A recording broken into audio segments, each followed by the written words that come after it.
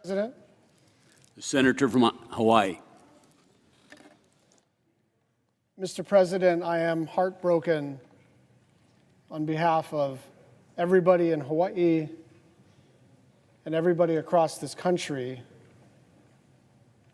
about the death of First Lieutenant Tyler Feehan of Ewa Beach, Hawaii, who was among those killed in Jordan this past weekend while serving our country. His courage, his dedication, his unwavering commitment to duty reflect the very best of our armed forces.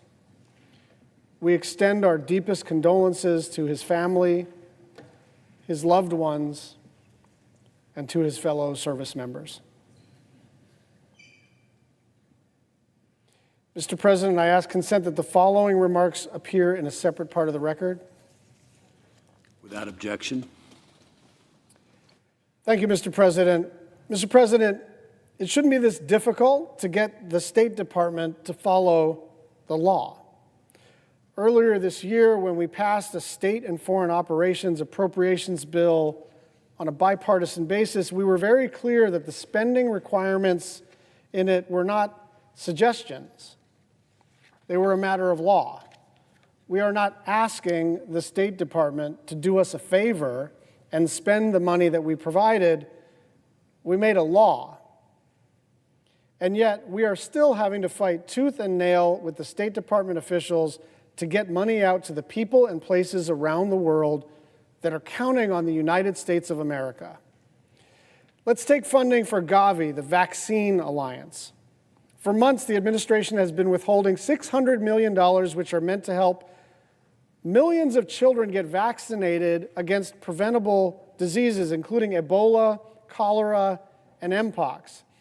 And even though the Secretary has told us repeatedly, including in a hearing last month, that he will personally see to it that this money is released, it's still stuck.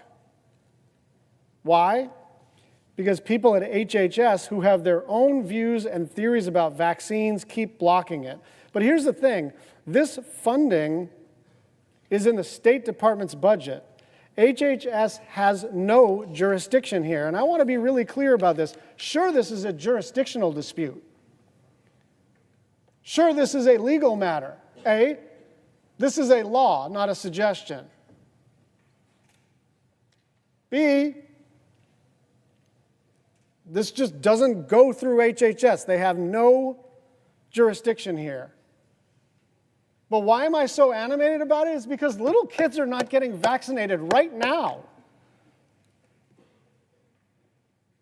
Gavi, the Global Vaccine Alliance, they come to us and they articulate to us that children across the planet are getting sick unnecessarily because they're not getting vaccinated. And what happened was, because of the COVID pandemic and the disagreement about mandatory COVID vaccines, now certain people are so brain poisoned that we think we shouldn't even prevent disease in children.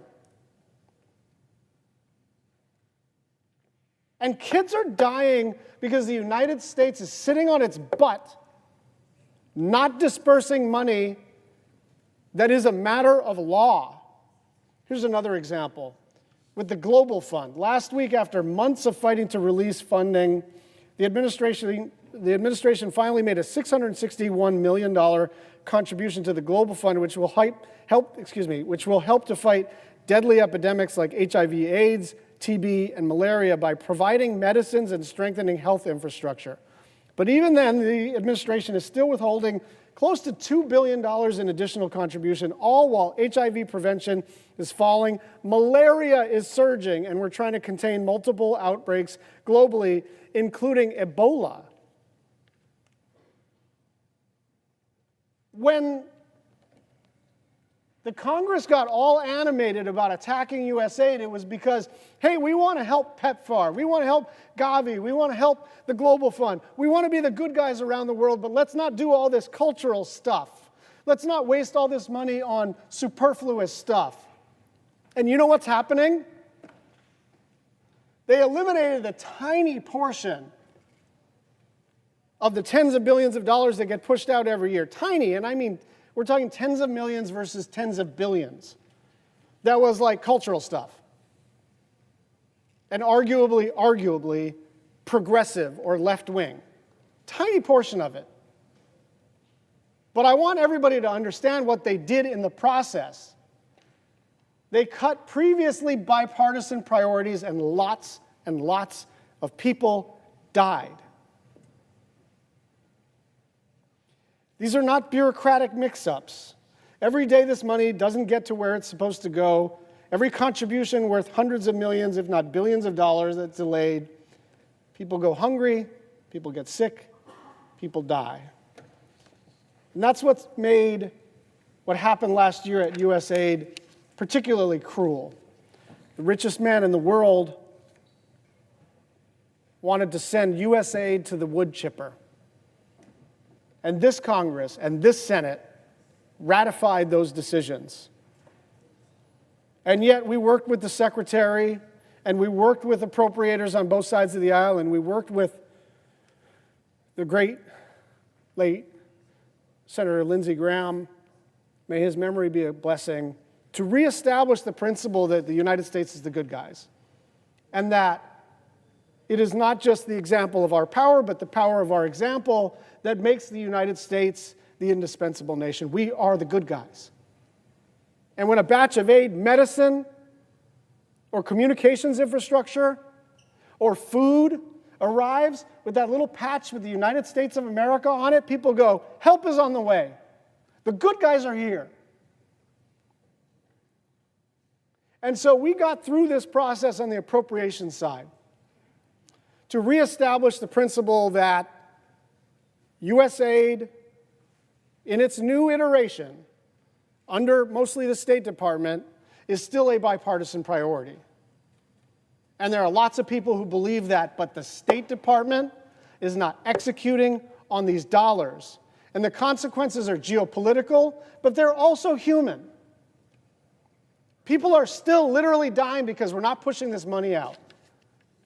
And just so you know that I don't think this is an entirely partisan question, there were Democrats, people who consider themselves Democratic strategists, who said out loud that Democrats were walking into a trap because USAID doesn't poll well. I don't care if it polls well. I am not here to have a pollster tell me that I shouldn't care that kids are getting malaria. I am not here to get talked out of the United States being the good guys because healthcare polls higher, because the cost of gasoline polls higher. I'm not deciding what to put into a 30-second spot. I'm deciding how to use the power given to me by the people of the state of Hawaii. And I think they care about whether people die unnecessarily because of the stupidity of this Congress. And I want everybody to know what's happening now, in addition to all that money being still throttled.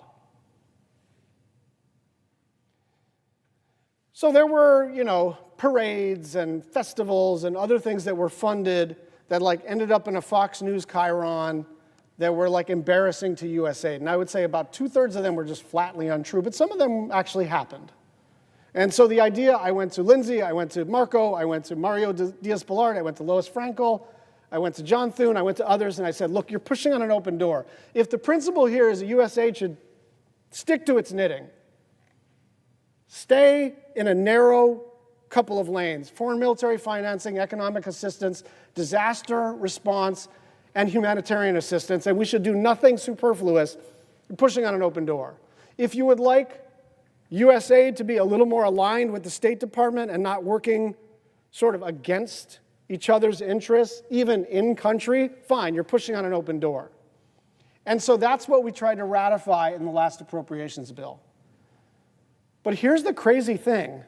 It's not that they're not spending money on ideological projects. They've just decided to spend money on their own ideological projects.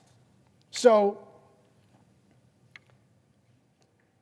instead of vaccinating little kids against deadly diseases, They're now spending millions of dollars to help British nonprofits, one of them recently established and now receiving $7 million from United States taxpayer dollars, to help British nonprofits report on whether free speech is being censored in London.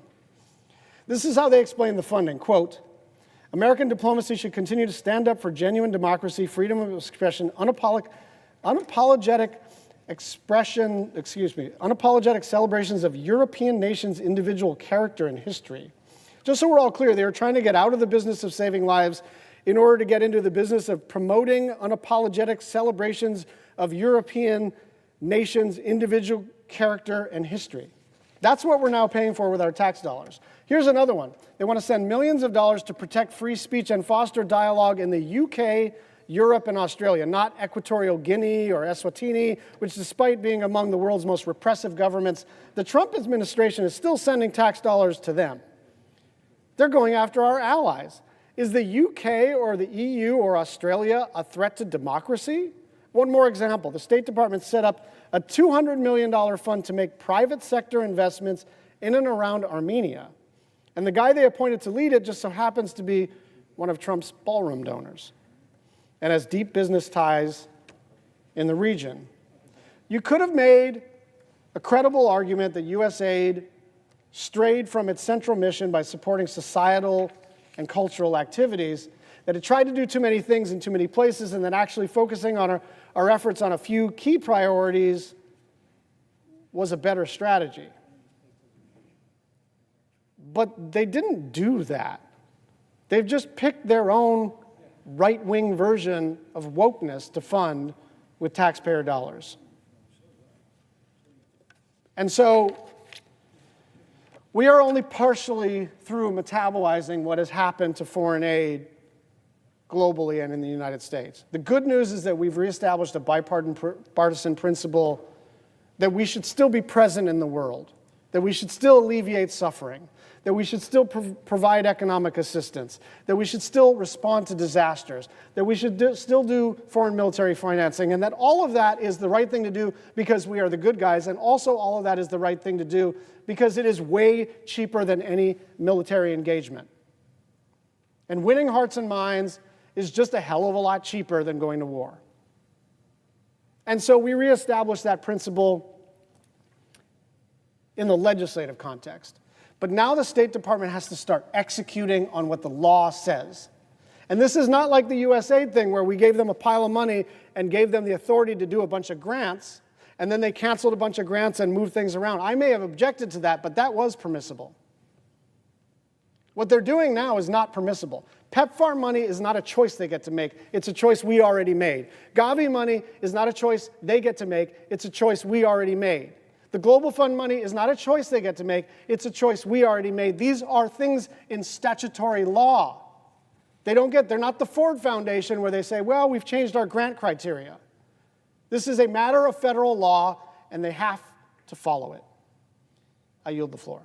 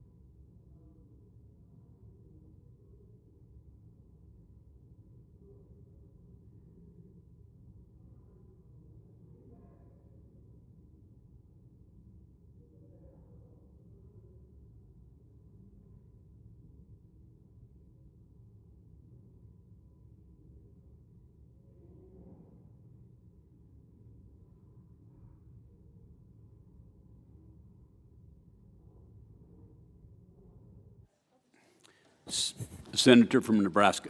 I ask unanimous consent to waive the mandatory quorum calls with respect to the Pozos and Traynor nominations. Without objection. Thank you, Mr. President. Yield the floor.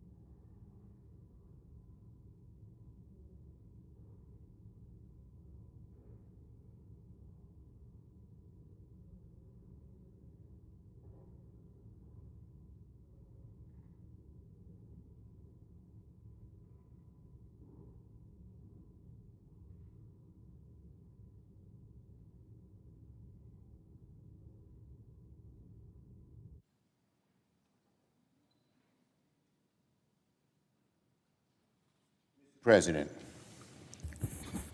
The Democratic leader. Mr. President, Trump's corruption has no ceiling, and it apparently doesn't have an altitude limit either. Trump's $400 million luxury jet is the single biggest bribe an American president has ever accepted for another country in all of American history. The single biggest bribe in all of American history. And make no mistake about it, Trump's so-called palace in the sky is a boondoggle at 40,000 feet. If you thought this illegal gift was bad before, it's even worse now. We just learned that this new jet wasn't safe enough for Trump to make the return flight from the NATO summit in Turkey, a country that borders on Iran. It doesn't have the countermeasures for heat-seeking missiles and the other security equipment that it needs to keep the president safe. The rest of the Air Force One fleet had all these security features, but Trump left them in the hangar back at home. So I call on Senate Republicans to pass my Presidential Airlift Security Act so Americans don't have to pay to upgrade Trump's luxury jet when he already has access to a fleet of U.S. planes that are far safer and far less expensive to maintain. The luxury jet may have come wrapped in a bow for Donald Trump, but it came with a massive price tag for the American people.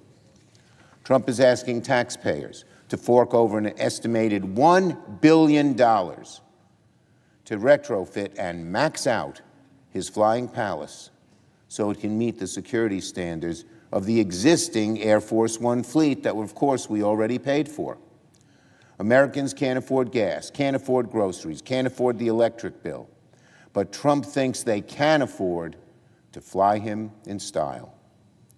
Trump's luxury jet also poses a grave risk to our national security.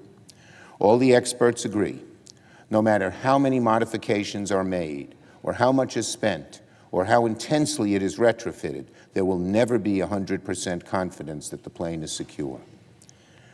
This is not a gamble anyone should be willing to take. I introduced this legislation last year, but every single Republican senator voted against the bill. Now, with this new information, hopefully, they will see the light of what a boondoggle this is. And why do they back up Trump on every one of his boondoggles? It as plain as could be for Americans to see is a gross waste of taxpayer dollars and gross corruption. Why don't they ever stop him? Whether it's the slush fund, the ballroom, the family tax exemption deal, or this Air Force One nonsense, we see a new grift coming out of this administration every day. Where are the Republicans? Senate Republicans need to stop letting Trump off the hook for fleecing the American people. And so, as if in legislative session, and notwithstanding Rule 22, I ask unanimous consent that the Committee on Armed Services be discharged and the Senate proceed to the immediate consideration of S. 1804, that the bill be considered read a third time and passed, and the motions to reconsider be considered made and laid upon the table. Is there an objection?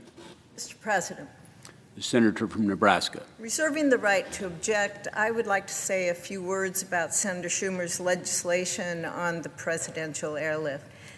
This has been discussed before, and it was voted down earlier this year as part of a vote-a-rama that we participated in. Senator Schumer's legislation would prevent any funding to be used to modify a foreign aircraft for presidential airlift. We made this point during the vote-a-rama. The senator is trying to make a political point today, of course, about the VC-25 bridge aircraft, which was made in America and then owned by Qatar. Unfortunately, this legislation would also apply to a different aircraft, the Survivable Air Operations Center aircraft, or SAOC. Those aircraft were actually purchased from Korean Air, So this legislation would hamper a crucial program that ensures presidential safety in the event of a nuclear war. Thus, Senator Schumer's bill would significantly harm our United States nuclear deterrence. To be clear, the SAOC is the cornerstone of our NC-3 modernization. This is the plane that will command and control our nuclear weapons on America's worst day. We cannot play these political games with the NC-3.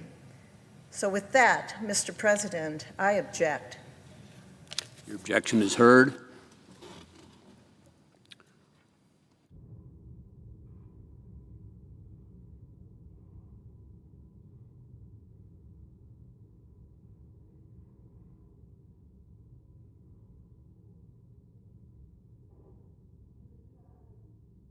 Senator from Nebraska. Mr. President, Lindsey Graham, a friend, a colleague, and a tireless national security advocate. He was a true leader in strengthening our military and our country's defense, and I miss him dearly. I am so pleased that his sister Darlene now serves here in this institution. She is carrying on his legacy and honoring his commitment to the people of South Carolina and to this country. So I rise here today to, yes, pay tribute to Lindsey Graham, but to also call on my colleagues to help us carry on one of his greatest efforts, ending Putin's barbaric and unjust war against sovereign Ukraine. For more than 4 years, the Ukrainian people have shown extraordinary resilience and resolve. They have defended their homeland with courage that has inspired the world. In 2022, Putin thought he could seize eastern Ukraine in days. He thought he could drag Europe back into the dark shadow of the Soviet Union. He thought that he would be feared and respected. But he is neither strong nor powerful. He is a war criminal. Putin has made clear his intentions to push beyond Ukraine and into NATO territory. Russian drones have encroached on Polish, Finnish, Lithuanian, Latvian, Estonian, and Romanian airspace. These were deliberate provocations to test NATO's resolve. Putin seeks to push deeper into Europe to see just how far he can go before we push back.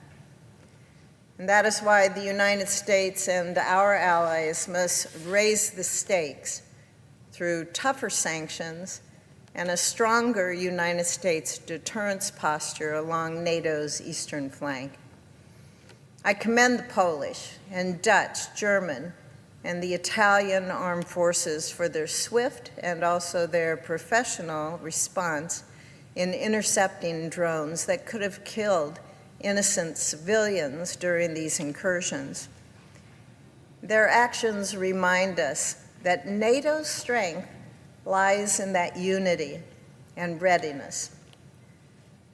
President Trump has made clear that Europe must carry more of the burden for its own security. Poland, in particular, has answered that call, committing 5% of its GDP to defense. Other allies are stepping up as well.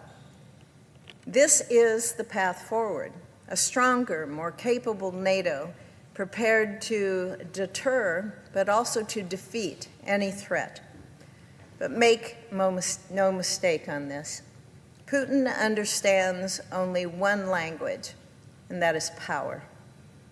And the surest road to peace in Europe lies in NATO's strength and Ukraine's survival. Yet strength must also be economic. The Kremlin's war machine runs on money it makes from selling cheap oil and gas to countries like China and India and Brazil. Those nations, well, then they profit by turning around and reselling Russian energy at a markup. And that must end. It is long overdue for the financial enablers of Russia's atrocities to pay a price. They cannot keep fueling Putin's war and expect business as usual with us, with the United States. And that's why Congress must pass the Sanctioning Russia Act. This legislation would impose mandatory sanctions on Russia's political leadership, financial institutions, energy sector, and sanctions evasion networks. By employing targeted tariffs, this policy would pressure the world's largest purchasers of Russian energy to reduce their dependence on Moscow. This gives the president maximum flexibility to enforce these measures, ensuring both legal strength and political durability. I'm grateful to Senator Blumenthal, who worked closely with Lindsey on this important bipartisan legislation, and I'm encouraged to see him carry this effort forward. I was proud to be an early supporter of the bill, and I'm proud to support this updated version now. The Sanctioning Russia Act is the sledgehammer that we need. Decisive economic pressure that cripples Putin's lifeline, and it hastens the day that his war with Ukraine is finally going to end. Peace will not come from weakness or hesitation. It will come from strength, military, economic, and moral strength, welded together by the free nations of the world. So I ask my colleagues on both sides of the aisle to join our broad coalition in supporting this bill. Let us carry on Lindsey's mission. Let us stand up to evil. Let us bring freedom and security to the people of Ukraine. Thank you, Mr. President. I yield the floor.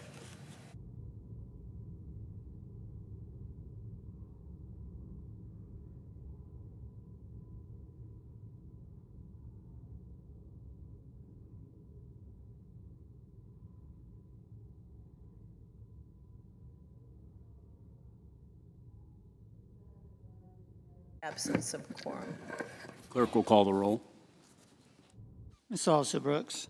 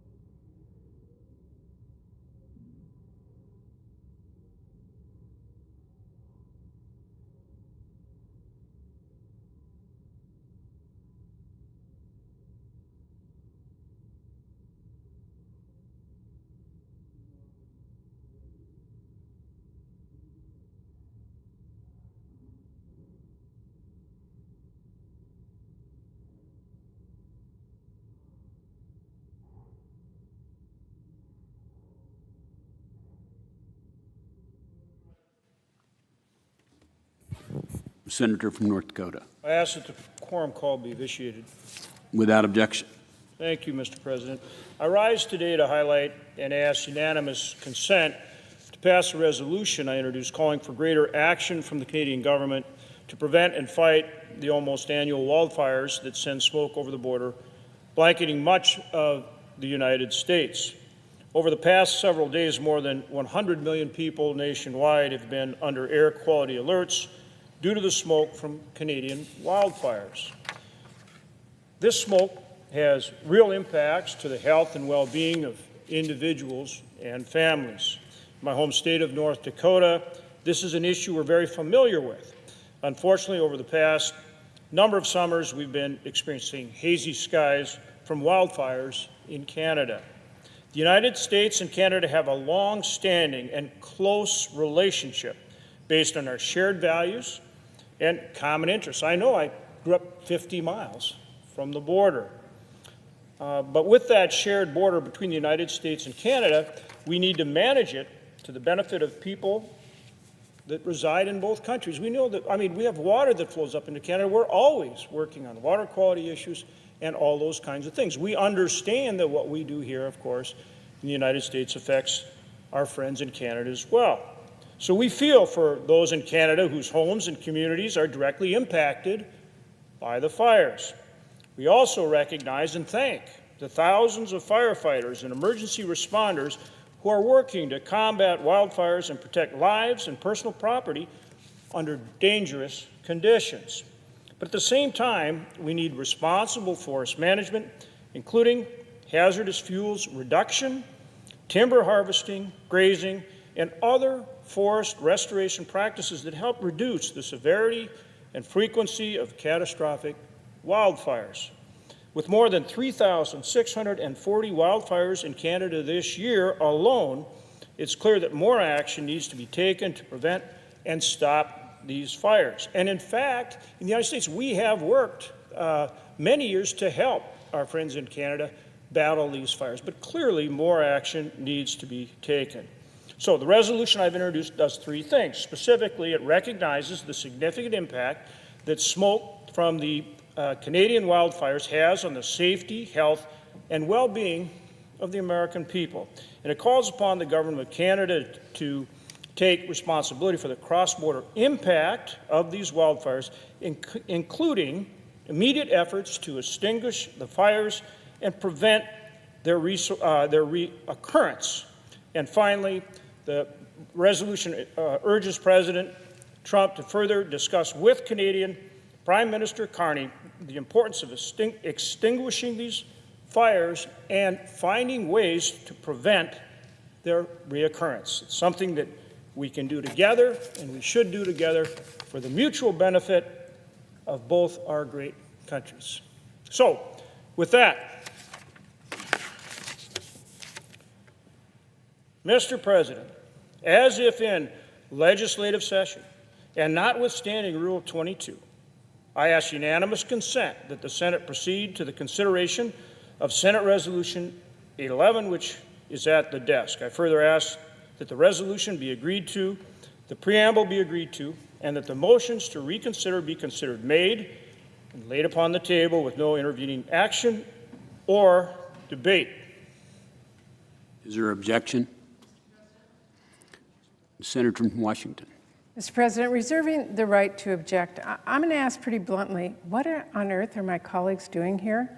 I don't know why Republicans are focused on making a really petty and offensive statement to Canada, saying they need to do a better job of containing wildfire smoke, as if the Canadian government is letting their forests burn and its own citizens inhale wildfire smoke just to spite us. This is a joke. Maybe my colleagues across the aisle don't realize this, but Canadian firefighters cross that border to help us fight our wildfires right here all the time. And guess what? Our firefighters do the exact same when they're able. In fact, for the information of all senators, a firefighter actually just passed away who is helping us fight a wildfire in Colorado. He was from British Columbia. Now, what we don't do is pass resolutions here telling our friends and our neighbors to do a better job of handling wildfire smoke. And also, maybe somebody should alert the president and my colleagues, but wildfire smoke from the United States often makes its way into Canada. It's happening right now where wildfires are burning in Oregon and in Washington. I think what this might be really about is telling Trump that, Mr. President, look how much we agree with you. This is a waste of everybody's time. So respectfully, to my colleagues, understanding that time on the Senate floor is precious, here are my suggestions. Maybe we should pass legislation to rehire all of the red card holders that Trump fired.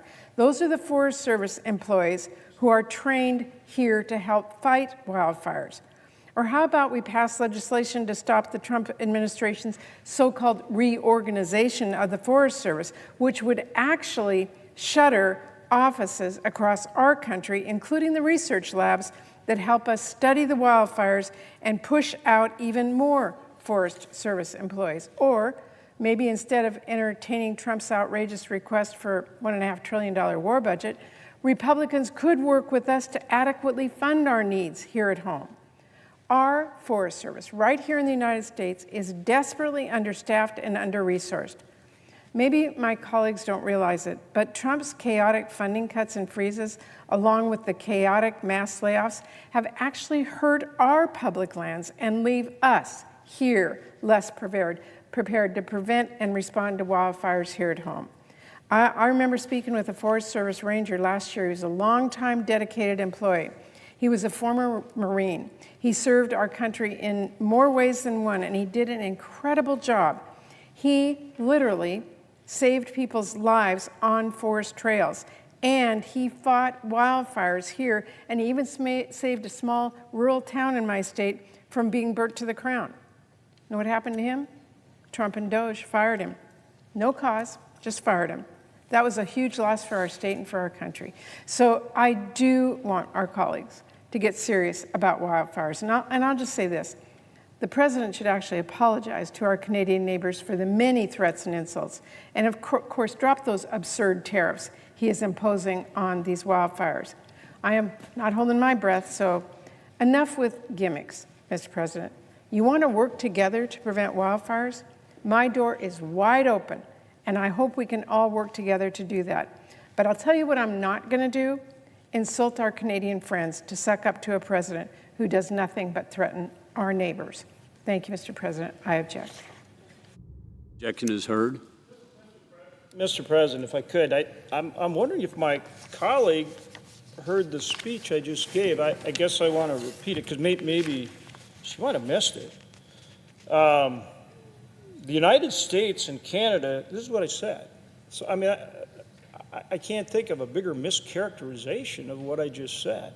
And I'm not even sure why. I mean, if she wanted to come down and criticize our president, that's fine. She can do that, I guess, whenever she wants, if that's what she wants to do. But to completely mischaracterize what I said, I don't think is fair. So I'm going to reiterate what I said just a minute ago for the record. The United States and Canada have a long-standing and close relationship based on our shared values and common interest. I even referenced the fact that I grew up 50 miles from the Canadian border. I went back and forth to Canada so many times I couldn't even count. And I go on with a shared border between the United States and Canada. We want to manage it to the benefit of people residing in both countries.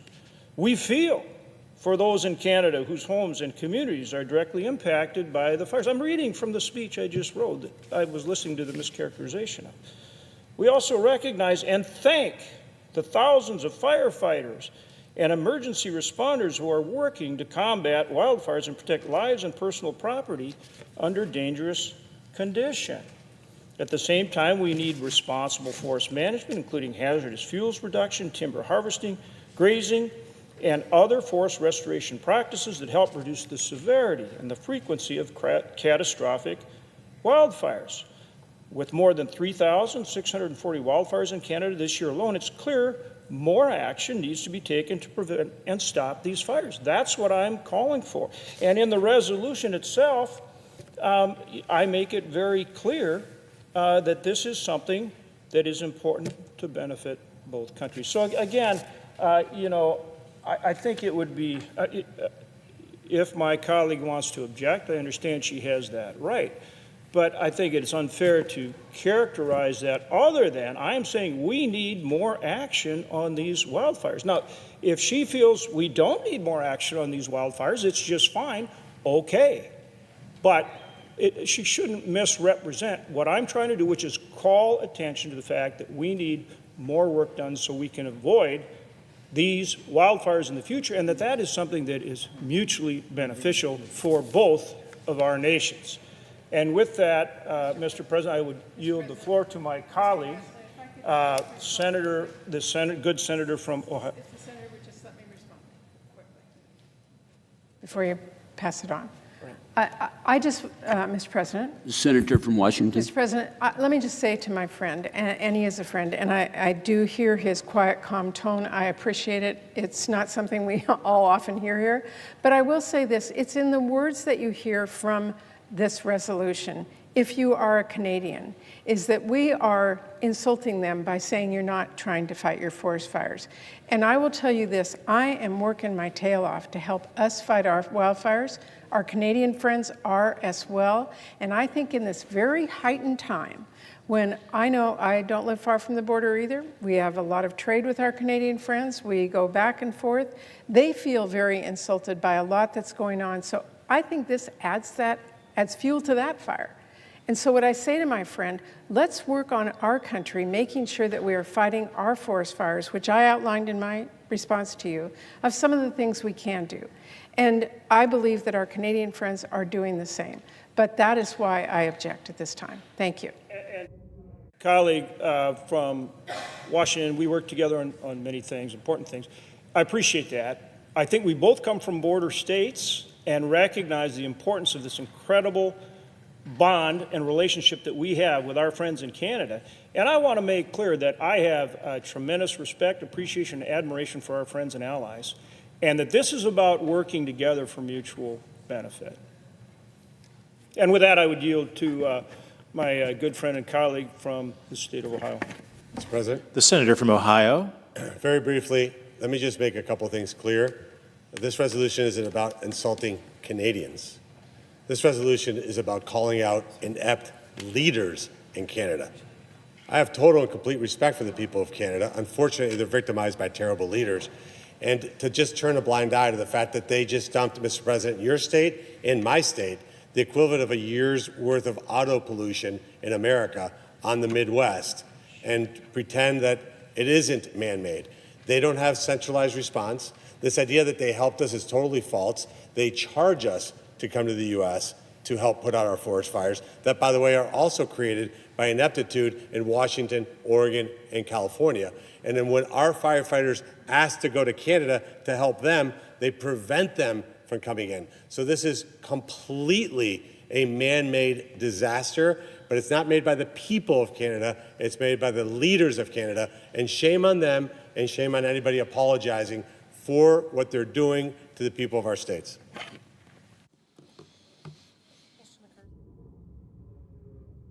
On the nomination.